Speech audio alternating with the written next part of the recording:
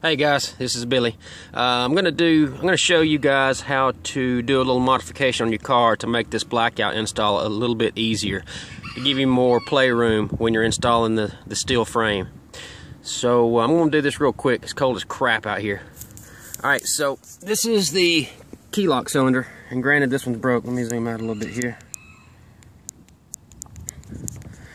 Alright, so you guys that know that's pretty crafty and know how to customize stuff, what we're going to do, you're just going to take this off of the outside, and you're going to transfer it to the inside, putting the key cylinder lock right back through the hole. You're just mounting all of this on the inside of the car as opposed to the outside, and that'll buy you about 1/4 of an inch of space.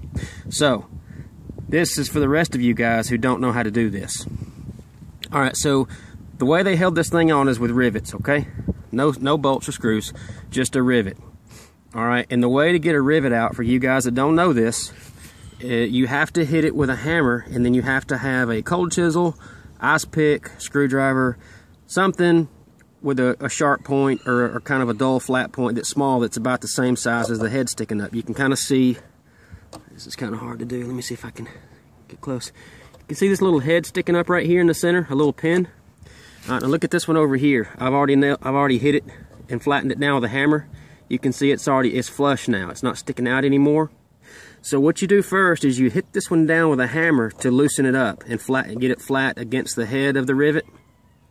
And then what we'll do is you take your ice pick and you hit it right on top of the pin that's already been driven down, and you'll knock it right out the back side. And then we're going to drill the whole rivet out, okay? So let me show you what it looks like on the back side here. I can get in here to see it.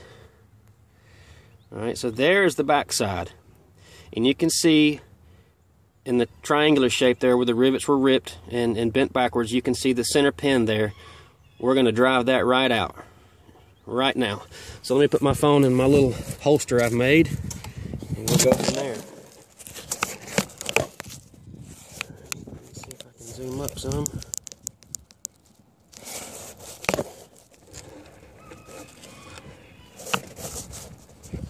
Alright, so here we go.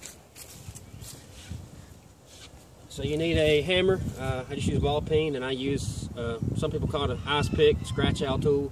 Like I said, cold chisel, a nail set. You might even do it with a screwdriver if you're good enough. So what we're going to do is we're going to hit this right here. Just give it a good light tap. You can even hold the back side if you want to put a little pressure on the back. Just give it a good tap.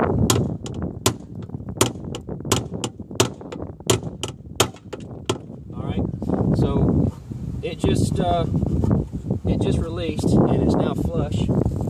So now what we'll do is take our ice pick, put it right in the dead center, and knock it right out the back. Just like that. That easy. Okay? So now the centers are driven out of them. So the only thing holding them in is the outer head and the inner wall. Now granted, if you don't got a good aim, you may want to cover this lock cylinder with something, or I don't know. Have to come up with something, because you don't want to smack that with a hammer, because it'll be over. So get you a drill and a 1/4 inch bit,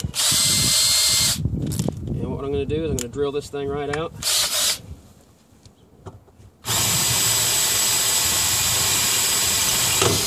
Just like that. Just like that. You'll see that the heads transfer to the bit.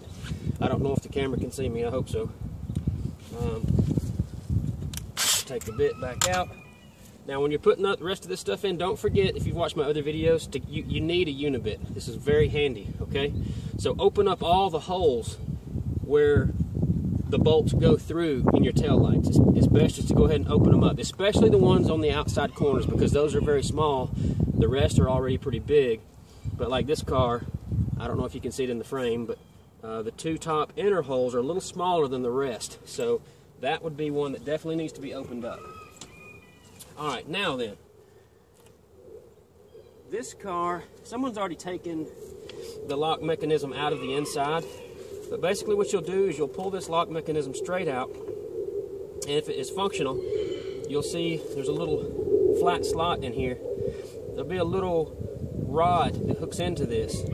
And you're just going to basically leave the rod on the inside of the car. You can push it back through the locking mechanism, bring this around, and put it through the hole from the inside, and then hook your lock mechanism back in place. And then you'll just take, you can use, I just had some 832s. These are the hardware that comes with the Blackout, you know, just to kind of show you.